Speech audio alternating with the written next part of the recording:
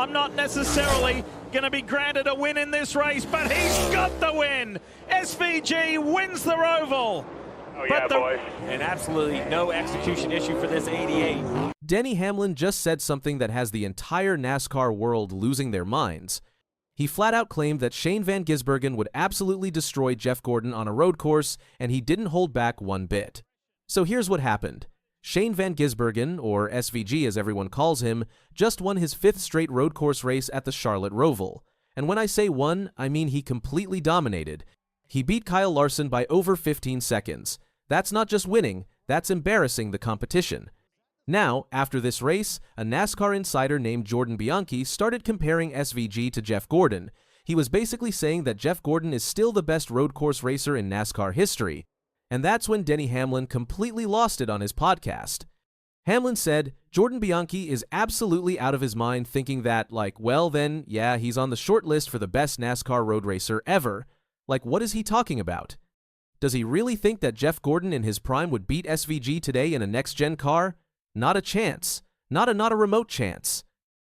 Jordan Bianchi is absolutely out of his mind thinking that, yeah, he's on the short list for the best NASCAR road racer ever. What is he talking about? Does he really think that Jeff Gordon in his prime would beat SVG today in a next-gen car? Not a chance.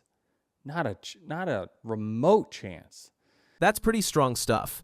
But Denny wasn't done. He kept going and broke down exactly why he thinks SVG is better than Gordon ever was.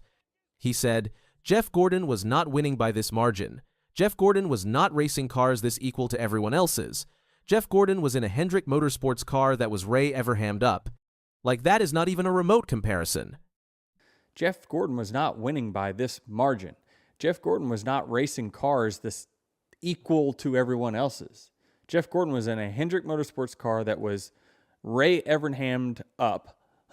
That is not even a remote comparison. Basically, Denny is saying that Jeff Gordon had way better equipment than everyone else back in his day. Ray Evernham was his crew chief, and they were both at Hendrick Motorsports, which has always been one of the best teams in NASCAR. So Gordon wasn't just talented, he also had the best car on the track most of the time. But with SVG, it's different. The next-gen car that NASCAR uses now is designed to make all the cars more equal. So when SVG wins by 15 seconds, it's not because his car is way better.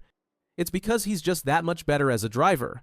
Let me give you some numbers to show just how crazy good SVG has been. This season alone, he's won at Mexico City, Chicago, Sonoma, Watkins Glen, and now Charlotte. That's 5 road course wins. The only road course he didn't win was Austin back in March. And get this, when he won at Mexico City, he beat Christopher Bell by over 16 seconds. At Charlotte, he beat Kyle Larson by over 15 seconds. At Watkins Glen, he won by over 11 seconds. Those are massive wins. In fact, SVG is the first driver since Bobby Allison way back in 1982 to have multiple wins with margins over 15 seconds. He's also the only driver to have 3 wins of at least 10 seconds in the same season since NASCAR started using electronic timing in 1993. Nobody has ever done that before, not even Jeff Gordon. Now, Jeff Gordon's record is pretty impressive too. Between 1,997 and 2,000, he won 6 straight road course races. That's still the record. SVG has 5 in a row right now, so he's 1 away from tying it. But here's the thing, Gordon won those races over 3 years. SVG has won 5 in just 1 season, and he's a rookie in the Cup Series.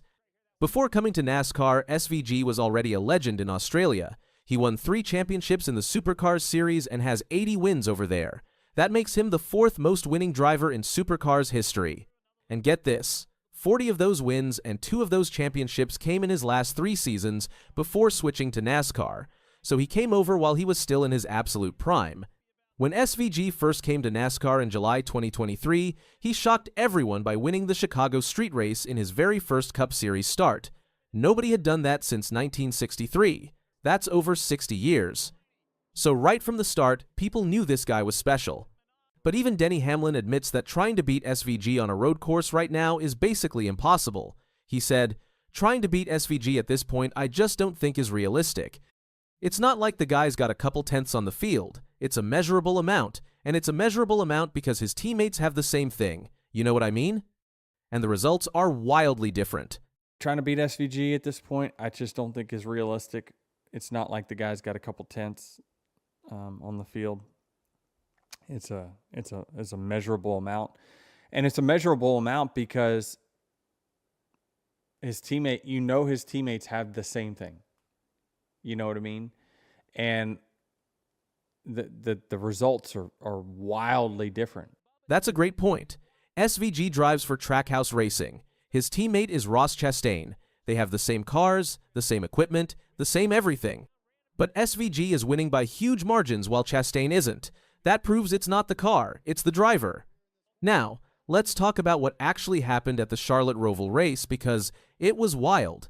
SVG started on the front row, but he didn't have the best car at the start of the final stage. Both Kyle Larson and Christopher Bell passed him, and he was struggling. But then his crew chief made some adjustments during a pit stop, and suddenly his car came alive. SVG said, "The start of that third stage I just didn't have the speed, and both Christopher and Kyle passed me, and I just couldn't get going, you know? And whatever Steven did or the team did at the pit stop, the next set of tires was amazing, and we drove back to them, and same on the last set. The car was just unreal." So he started catching back up to the leaders. Kyle Larson was leading and looking really strong. Then, on lap 96, SVG made his move. He dove to the inside of Larson going into turn 7 and took the lead. But there was contact between them. Larson wasn't happy about it and hit SVG back. They were racing hard. On the next lap, Larson and Bell both got past SVG again, but SVG wasn't done. He fought back and took the lead for good on lap 98. Deep on the brakes, into the backstretch chicane, and more contact between Van Gisbergen and Larson. Wow. Larson's not having it. This thing's not over. Or is it as SVG now exits? After that, Bell and Larson both pitted for fresh tires, hoping they could catch SVG and pass him. But it didn't matter. SVG stayed out on his old tires and was so fast that he still won by over 15 seconds.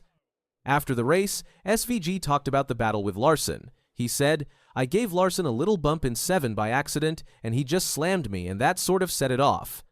I'm all for it. It was fun. I hope he's not too pissed off, but hope it was good to watch too."